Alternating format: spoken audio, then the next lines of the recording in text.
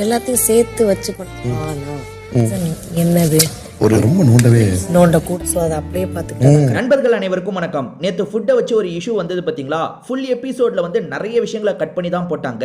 அதாவது விக்ரம் கூட இந்த சாப்பாடு விஷயத்தில் விளையாடாதீங்க, உங்ககிட்ட நாங்கள் பிச்சை எடுக்கணுமா அப்படின்ற மாதிரி ஆளெல்லாம் செஞ்சார் பார்த்தீங்களா? அந்த இஷ்யூவை பொறுத்த வரைக்கும் வியானா பண்ணது சரிதான். ஆனால் எப்படி சரின்றதை நான் உங்களுக்கு டீட்டெயிலாக சொல்கிறேன், அப்போ தான் உங்களுக்கு புரியும். ஆக்சுவலாக பிக் பாஸ் இருக்கார் பார்த்தீங்களா, சூப்பர் டீலக்ஸ்க்கு அவங்க கேட்குற நிறைய விஷயங்களை தராரு. அதாவது சிக்கனு, இன்னும் சில விஷயங்கள் அவங்களுக்கு தராரு.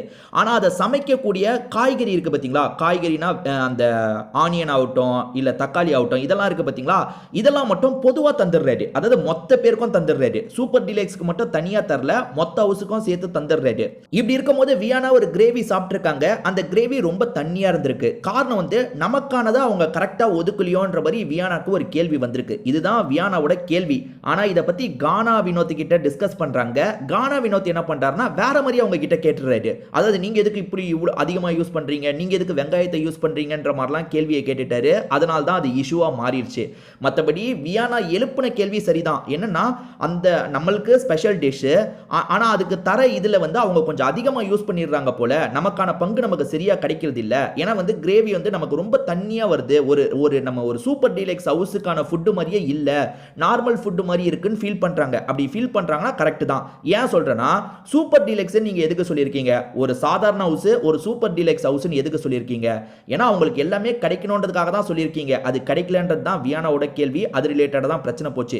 இப்போ அது சம்பந்தமா வந்து பார்வதியும் திவாகரும் பேசிட்டு இருக்காங்க. வியானாக்கு சில கேள்வி வந்தது பார்த்தீங்களா, அதே கேள்வி பார்வதிக்கும் வருது. ஆமாண்ணே, அங்கே ஏதோ ஒரு குழப்பம் நடக்குது, இந்த மாதிரி அவங்க கொஞ்சம் எக்ஸ்ட்ரா யூஸ் பண்ணிக்கிறாங்க அப்படின்ற மாதிரிலாம் திவாகர் கிட்ட பேசிட்டு இருக்காங்க. ஆனால் திவாகரே இங்கே ஒரு ரொம்ப நல்ல விஷயம் சொன்னாருங்க. அது என்னன்னு பார்த்தீங்கன்னா, அவங்க சமையல் வேலைலாம் பார்க்குறாங்க. சமையல் வேலைன்றது கொஞ்சம் தலைவலியான வேலை. அவங்க எல்லாத்தையும் அப்படியே அக்யூரேட்டாலாம் பண்ண முடியாது. அதாவது இவங்க பாகம் அது, நம்ம பாகம் இதுன்றதெல்லாம் அக்யூரேட்டாக பண்ண முடியாது. இந்த சாப்பாடு விஷயத்தில் நம்ம இவ்வளோ யோசிக்க தேவையில்லை. கொஞ்சம் முன்ன பின்ன பண்ணியிருந்தா கூட அதை விட்டுட்டு போயிடலாம். ஏன்னா சமைக்கிறது வந்து கொஞ்சம் கஷ்டமான வேலை. அதை பிடிச்சி அவங்க பண்ணிட்டு இருக்கும் போது அதில் போய் நம்ம இப்படி பண்ணியிருக்கணும், அப்படி பண்ணியிருக்கணும், உங்கள் பங்கு இது, என் பங்கு இதுன்றதெல்லாம் பேசுறது சரியா இருக்காது அப்படின்ற மாதிரி சொல்றாரு. ஒரு ஸ்டேஜில் பார்வதியும் இவர் சொல்றதுல நியாயம் இருக்கிறத புரிஞ்சுக்கிறாங்க. ஆமா, எதுக்கு போய் இந்த விஷயத்தில் இவ்வளோ நோண்டிக்கிட்டு விட்டுற வேண்டியதுதான். ஏன்னா எப்படின்னா அவங்க பிளான் பண்ணி இவங்களுக்கு கிடைக்கிறதெல்லாம் நம்ம பிளான் பண்ணி எடுத்துடணும்னு எடுக்க வாய்ப்பில்லை. அவங்க மொத்தமாக செய்யும் போது போட்டு செஞ்சிடலாம் அப்படின்ற மாதிரி தான் செய்ய வாய்ப்பு இருக்கு. நீங்க நல்லா யோசிச்சு பார்த்தீங்கன்னா அப்படி தானே செய்ய வாய்ப்பு இருக்கு. இல்ல இவங்க பங்கெல்லாம் நம்ம எடுத்துக்கணும்னா எடுக்க போறாங்க, அப்படி பண்ண வாய்ப்பு இல்லை. ஏன்னா உங்களுக்கு ஸ்பெஷலான பொருள் தனியாக தான் வருது. இப்போ சிக்கன் மாதிரியான விஷயங்கள் வந்து தனியாக தான் வருது. அது வந்து சூப்பர் டீலக்ஸ் ஹவுஸுக்கு மட்டும்தான் போகும். அதெல்லாம் வந்து இவங்க எடுத்துக்க முடியாது. ஸோ அதனால திவாகர் இந்த இடத்துல ரொம்ப ஜெனூனா பேசினாரு. பார்வதியும் அதை ஏற்றுக்கிட்டாங்க.